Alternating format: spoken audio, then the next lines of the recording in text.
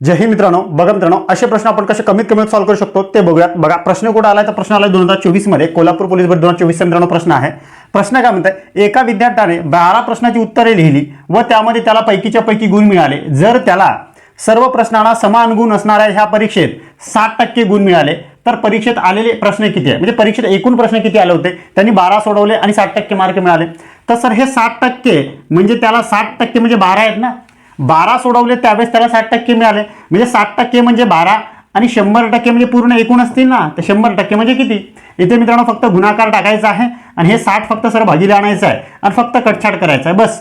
हा 0 0 कॅन्सल, 6 1 6, 6 2 12, 10 2 तर सर 20, म्हणजे परीक्षेत एकूण प्रश्न किती होते तर एकूण प्रश्न सर 20 होते। आहे सर ऑप्शन मध्ये, तर हो सर ऑप्शन क्रमांक 4 मध्ये आहे। आणि अशा प्रकारे तुम्हाला ह्या गणिताला सॉल्व्ह करायचं होतं। जर मित्रांनो तुम्हाला असेच ट्रिक व्हिडिओ बघायचे असतील किंवा माझ्यासोबत गणिताची तयारी करायची असेल तर तुम्ही माझी बॅच परचेस करू शकता।